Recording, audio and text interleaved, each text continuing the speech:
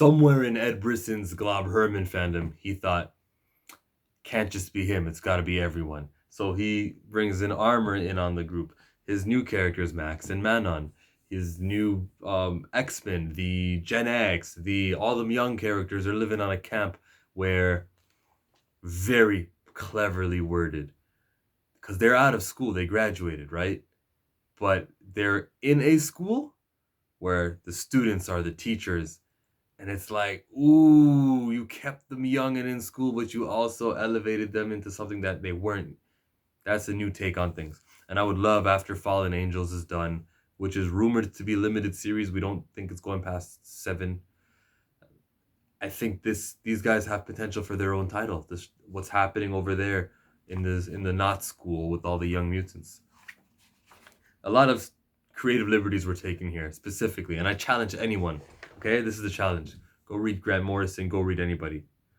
Armor and Beak and Angel have never shared a panel in the history of Marvel. I've never seen it. This friendship that they have where she visits their home was created this week in this comic. So, New Mutants is continuing not issue number 2, but continuing X-Men. This is the Dawn of X. If it's called New Mutants or Fallen Angels or Excalibur, I'm reading the X-Men. So I'm good with this having nothing to do with the Shi'ar Empire right now. I'm sure that there's someone who's going to be upset at that, and that's a legitimate complaint. But I'm good with it. Like I said in other reviews, I'm a fan of the trade paperbacks having all issue number 1s, all issue number 2s, because it feels like there's some group storytelling happening, and that's what's been missing from the last X-Men. Like Ed Brisson, he drew written X-Force.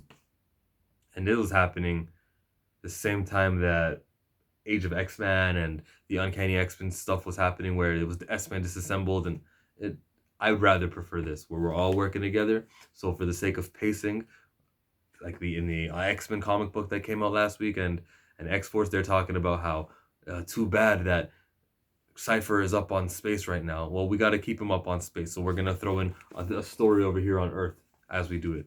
So this was a good story, nothing better than good. Good is about it. I like seeing the kids grow up, and those babies are not babies anymore. Hey, what's with them having wings, by the way? And I know the first appearance, they all had wings. I remember that. It was when she was pregnant and they lived... it was the same issue that Emma Frost got her diamond form cracked. I remember that issue. But the babies all had wings, and I'm thinking, don't you gotta have adolescence to have your mutation spring? So if anyone knows the answer for that question, thanks a million. I'll put a heart on your comment if you know why.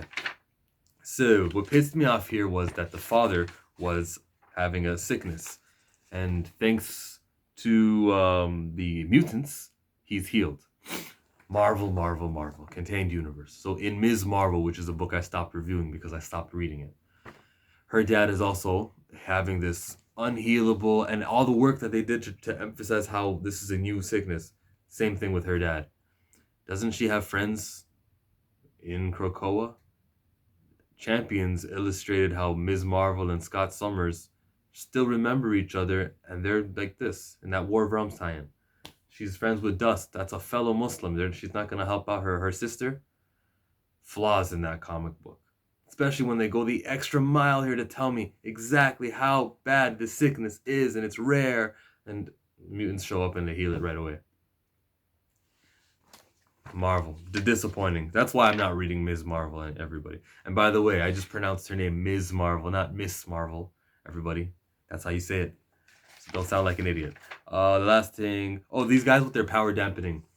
So, power dampening happens a little bit too much for my liking, but it happens. I'll let the story tell the story. The final page was the most hilarious thing when Max says, I think that's why we let... I guess this is why they always send Wolverine first.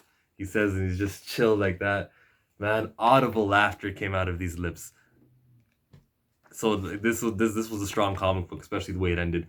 Emphasis on the young characters who I came up with. I love younger characters. You know, anything pre-2000, post-2000, I've read from the X-Men. Everything pre-2000, I've seen the movie on it or the animated series covering it. So I like the young guys. Ed Brisson, now it's your turn, Jonathan Hickman. Let's see what you can do up in space. But New Mutants is killing it. I liked every issue of it so far. Subscribe to the channel by clicking on that circle, or watch my other videos that just appeared on this side of the screen. And everyone have a nice Thursday.